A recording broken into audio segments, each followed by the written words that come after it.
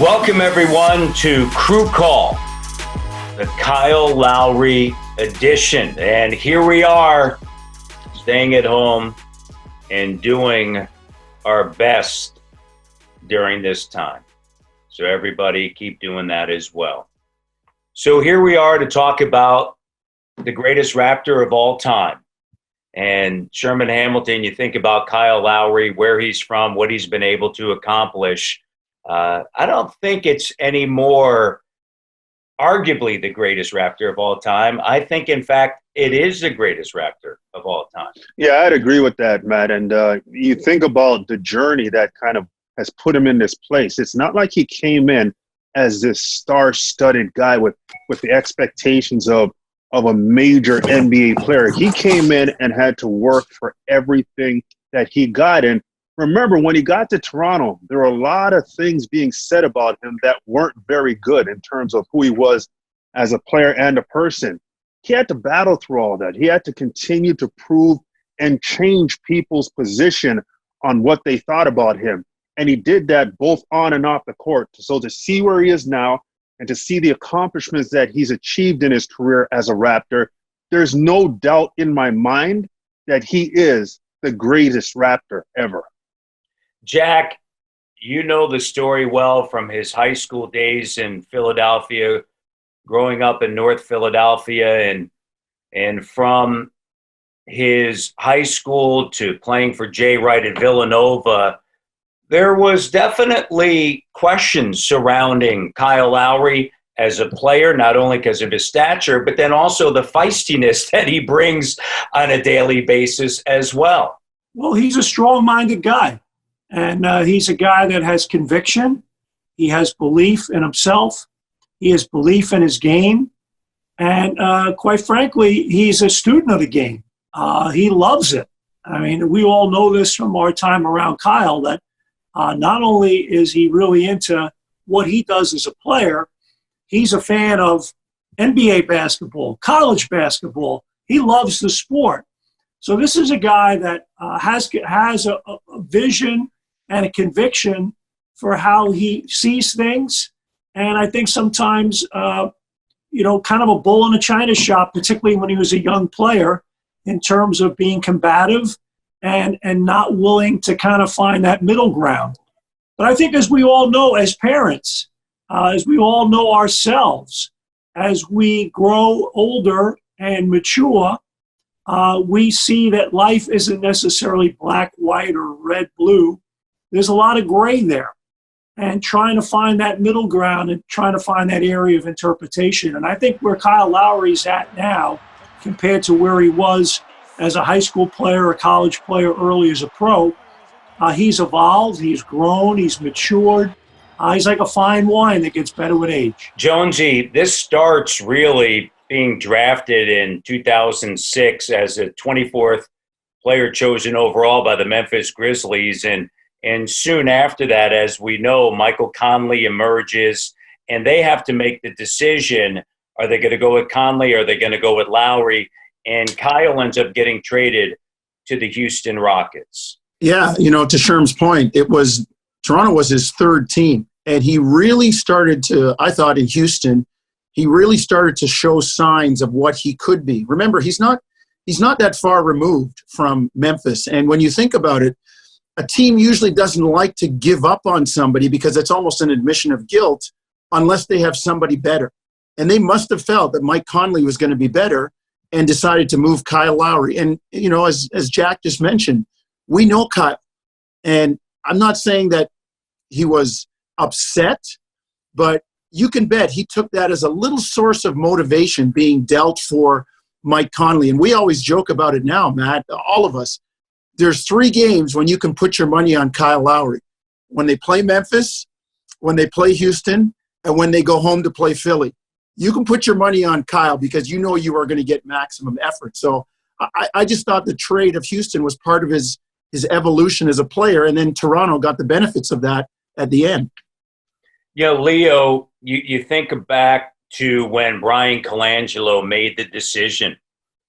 He was with the Houston Rockets, obviously. The Raptors end up in a deal which ultimately sent a first-round pick to the Rockets. That pick later became Steven Adams in order to acquire Lowry. And at the time, they already had Jose Calderon, but this was going back, of course, to that July 11th of 2012 when the Rockets and the Raptors ended up doing that Lowry deal. And if you think about it, just based on what everybody said here already, that, that was a risk, right?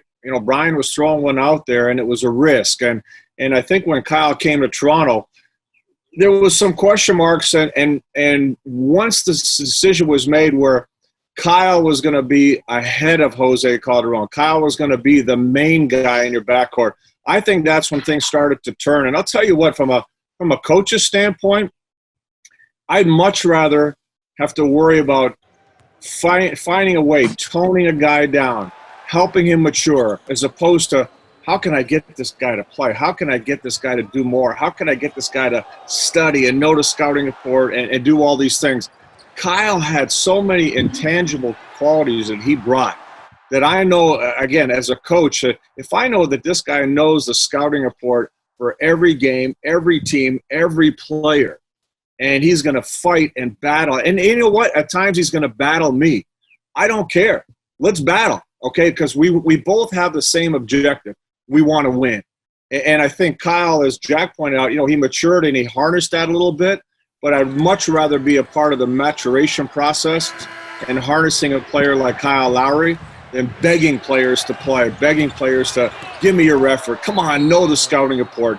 And I think that's what really made Kyle special and continues to make him special. And I think that once, he was the main guy, that's when things started to turn for him. You know what? I'm going to steal one of Jack's lines, but I can't use the line word for word because I don't know what the rules are on these web shows. But every team needs a blank. Every team needs a little bit of edge. And to Leo's point, I think as good as the Raptors have been over the years in various, different versions of the club, they've been a team that I would argue many times hasn't really had a lot of edge, hasn't had a lot of sandpaper to them. They had a lot of choir boys, a lot of good guys, and there's nothing wrong with that. But I think every team can use at least one, if not a couple of guys that kind of have that chip on that shoulder, that have that little bit of grit to them as well. And I think Kyle Lowry brought that at a time when maybe the Raptors needed just that. They needed to have a little bit more of a swagger when they walked onto the floor. They needed to have somebody in the locker room that might stir things up if need be, where it wasn't just, kumbaya all the time. And I think Kyle bringing that, and then to the point that I think we've all hit on in some way, shape, or form, to see him keep that but harness it as he grew, as he matured, as he became a father. I think his eyes opened up to a lot of stuff, but he never still lost that edge. He just learned how to control it overall, both on and off the floor. I just want to make one point. It's interesting. I think a lot of people forget, with all due respect to Jose Calderon, who was a wonderful player, the Raptors was still in the market for a point guard, regardless. I mean, the guy that Kyle Lowry was waiting on, or the Raptors were waiting on, was Steve Nash. And then Steve Nash made the decision to go to the Lakers. And now the Raptors then swing the deal with Houston to get Lowry. And in retrospect, it's the best thing that ever happened. Unfortunately for Steve Nash, physically, his career was on the downside, and you got a guy that was really on the upside. I'll never forget talking to Ed Stefanski, who's now with the Pistons, who was with the Raptors, working for Brian at the time as the assistant GM. And he said, "You're going to love this guy. He's a pit bull. He's the guy you want in the trenches with you." And I think deep down, a guy like Ed and a lot of people were hoping that Nash went to the Knicks or went to the Lakers and took the big market because they felt like they were going to get a player on the upside, and they ended up getting the player on the upside. So much went – I guess there were so many different elements to the early days for Kyle with the Toronto Raptors, right? You have the change in leadership from Brian Colangelo to Masai Ujiri. You then all of a sudden get into this mode of, all right, let's go ahead. We're going to do the Rudy Gay trade, right? And all of a sudden, things start to take off. There is also, as we know, the whole element of the non-trade, right? Sometimes the best trades you make are the ones that you don't trade, that don't happen. And that certainly was the case with the New York Knicks, as we all know and has been written about for, since then, right? For a great length of time. But this really is the starting point for Kyle Lowry as a Toronto Raptors Sherm. They don't trade him. Here you go. We're going down this road now. The team is starting to play better, and you make the postseason. Yeah, and you think about it, some guys after, that trade was almost completely done until apparently James Dolan stepped in and kiboshed that deal. So for him not to hold that grudge and think that, well, you didn't want me, you were willing to let me go. He could have acted that out on his play on the floor until he got his way out of Toronto. He didn't do that. And we talk about his maturation process. That was a huge step for Kyle, the ability to say, okay, I know you tried to trade me, but not only am I going to show you that I can get it done, I'm going to show the league I can get it done. And he continued to improve from then on. And, when guys get to those crossroads in their professional careers, their lives, you've got to make a decision. And I think that was a huge decision for Kyle to understand that moving forward, I've got this team. I'm the leader. I'm the point guard. I'm going to be able to call the shots.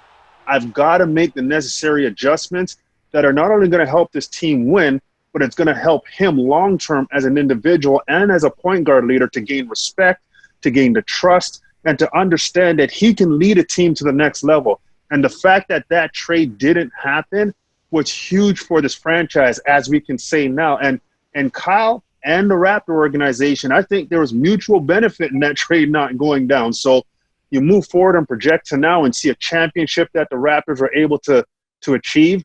That trade would have been disastrous at that point, now that we look back. You go back in time, Jack, it's Brooklyn, it's the Raptors. We know the significance of the Toronto Raptors getting back into the playoffs. This Brooklyn team, which was built, right, to win it all, that didn't happen, as we know. They were still trying to find themselves. And it comes down to a Game 7 when the Toronto Raptors had led the series 3-2, and the ball ends up in Kyle's hands at the end. But this kind of gives us, I guess, a glimpse of things to come in the start of the greatest run season after season after season in franchise history. I'll be real quick with this. Pat Riley calls it the innocent climb. And boy, oh boy, that was the innocent climb that year. And what a magical time it was for the growth of basketball and the Raptors in Canada. People got on board the We the North campaign at that point, which was utterly brilliant. And when you look at Kyle Lowry, to me, Jonesy, what jumps out at me in that series, everyone remembers the Game 7 and the shot being blocked. But Game 4 on a Sunday night in Brooklyn where the Raptors were down 2-1, and he literally just got his team on his back and willed them home to knot the series at 2-2. That was the beginning of the love affair between the Toronto Raptor fan base and Kyle Lowry. Well, Jacko, Toronto's always loved its grinders. I mean, in any sport, you think of, the unheralded kind of guys that the fans cling to. I mean, even back in Raptor days, the likes of a JYD or a Charles Oakley, the hardworking, grinding kind of guys. And that's what Kyle Lowry is.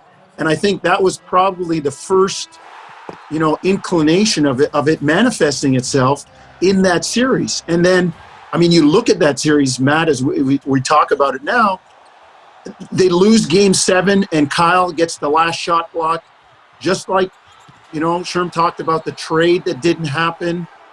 We talk about the trade from Memphis, all of those things. Another thing that motivates Kyle Lowry.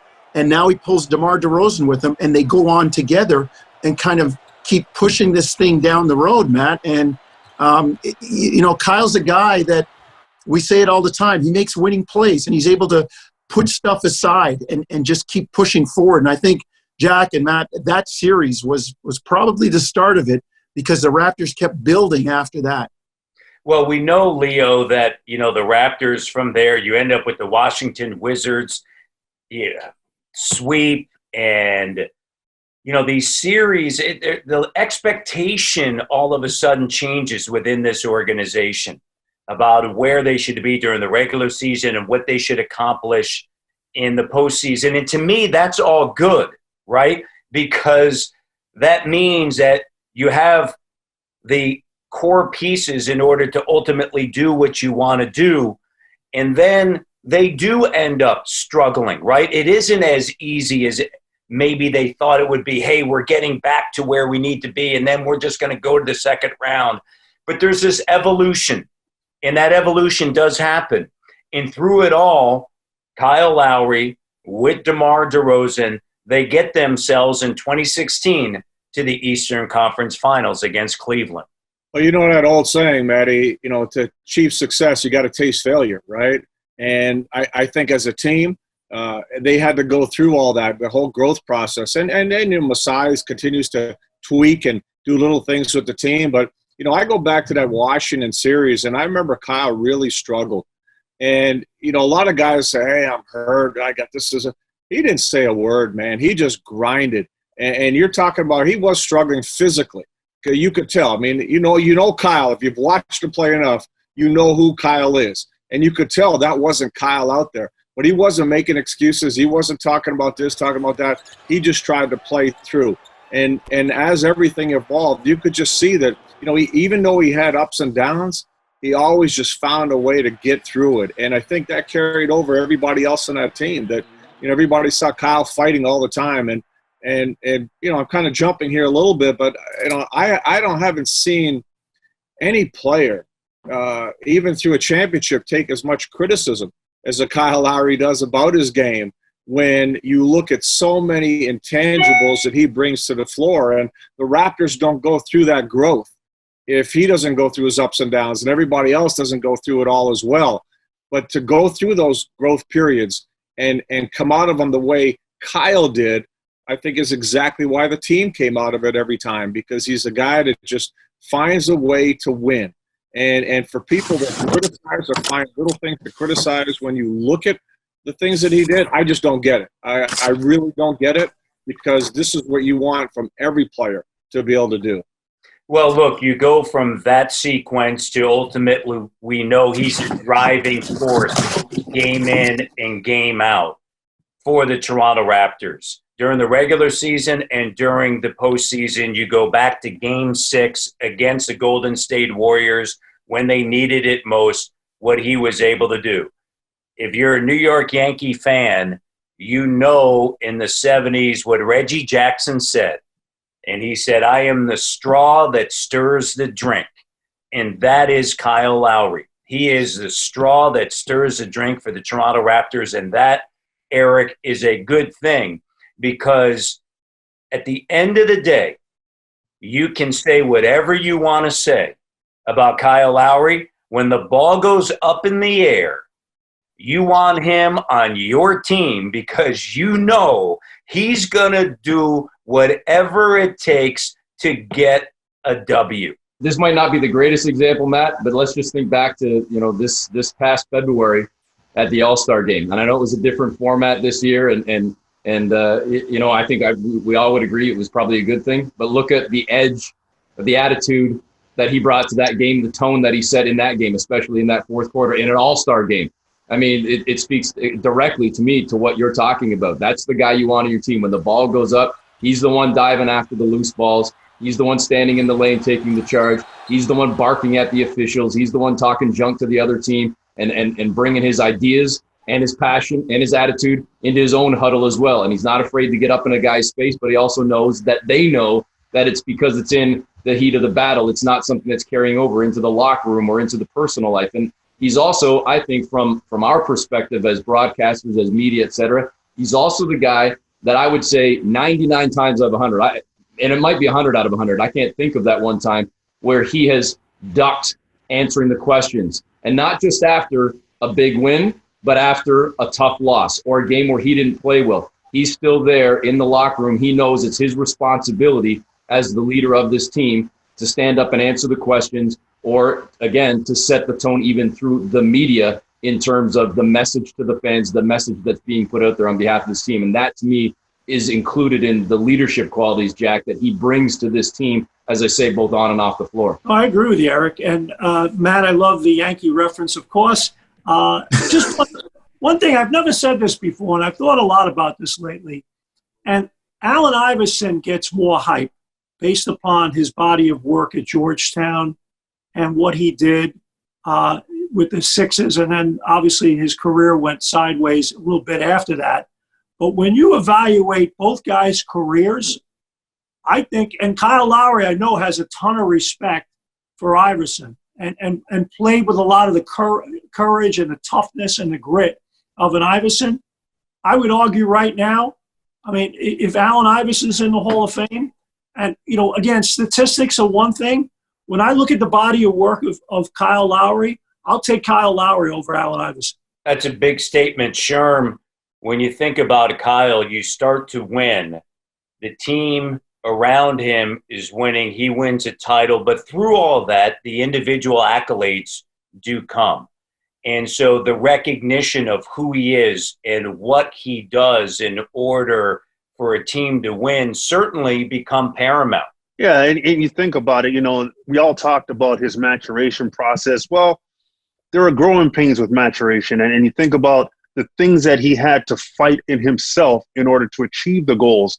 He had to change a lot about the way he saw things. And those things that you're talking about, Matt, the achievements, the accolades, were the rewards of those changes. It was a clear indication that what he was doing was the right thing.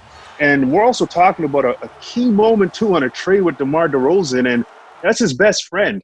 And another situation for Kyle to go sideways, he doesn't. He understands it.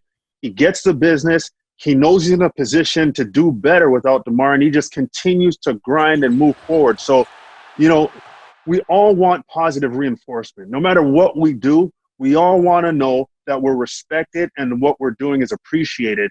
And Kyle continued to win the fan base over. He continued to win the organization over. And he continued to do it the way that he needed to do it. So there's no question that Kyle understood that what he was doing had to be done if he was going to be better and if this franchise was going to be better. And guys, we've used the word resilience many times throughout the course of these shows that we've been doing.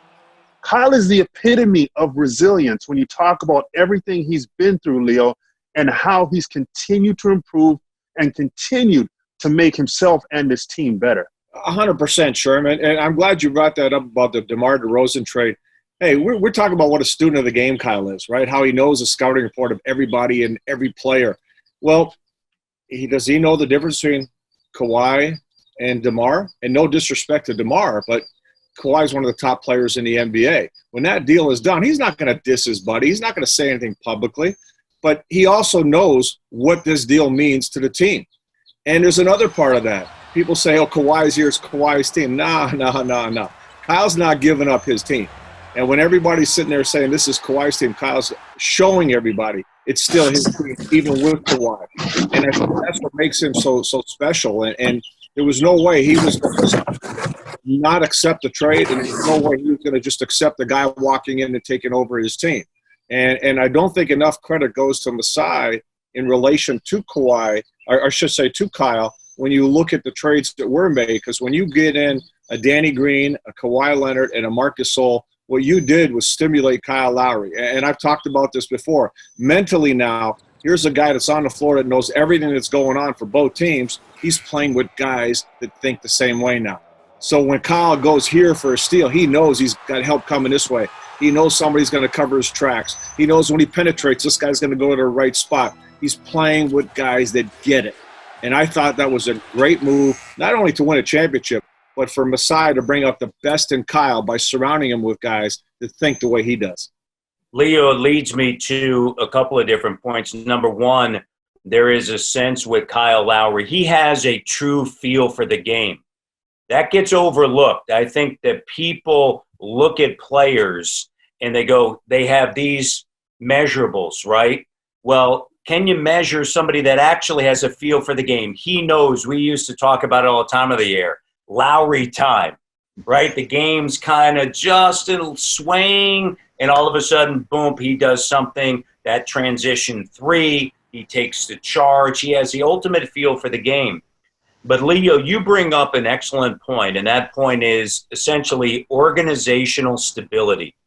And that was something that with Masai Ujiri, you look around, and this organization has had that stability. And the anchor in there has been Kyle Lowry, and then going out and getting the pieces that would fit ultimately for them to win the title. Eric Smith, a Hall of Famer? Yes. And I'll say in addition to that, Matt, Hall of Famer, and he has earned the right to be the first jersey hanging from the Raptors. Nobody before him. Absolutely, and I agree with Eric. His jersey should be hanging in the rafters first before anybody else's. Yeah, I mean, Jack made the comparison to Allen Iverson. I just want to throw a few names for people to look at here. And, it's going to sound like sacrilege, but I always say good basketball is like cooking chicken. There's many ways to do it. And right now, we're in the marinate phase for Kyle Lowry. As it goes longer and time passes and people look back, they will see what he's done. Look at some of the names. Chris Mullin, who's in the Hall of Fame. I mean, a 5-time All-Star, has a little international success, part of great teams, but never won a championship. Reggie Miller, 5-time All-Star, won a gold medal in the Worlds, never won a championship. Kyle's done these. He's got an Olympic gold. He's a 5-6-time All-Star, but he's got a chip too. And so go and look at some of the guys that are in that don't have chips and compare them to Kyle. And then we talk about the qualitative stuff. Absolutely a Hall of Famer. 100%. I mean, when you're a multi-time All-Star, when you're, like I said, a gold medalist, you're an NBA champion, and you compete at the level he does, there's no question about it. Some guys got a lot more of the name value. Some guys got a lot more of the flair. But I'll take a dude like Kyle Lowry and put him on my team any day of the week. And again, if he's not a Hall of Famer, then I think you got to reevaluate what a Hall of Famer is. Eric, Sherm, Jonesy, Leo, I agree with all of you. You guys nailed it. I tell you, not only a Hall of Famer, not only will he have number 7 up in the rafters, but I think a statue. He'll be the first Raptor to have a statue. The Maple Leafs have a statue, or statues, I should say, out on the square. And I would think that Kyle Lowry would also have a statue out there, the first Raptor to ever have a statue out on Jurassic Park, which I think would be appropriate because this has been the greatest run. And his drive to win has just been exceptional. Kyle Lowry, the greatest Raptor of all time.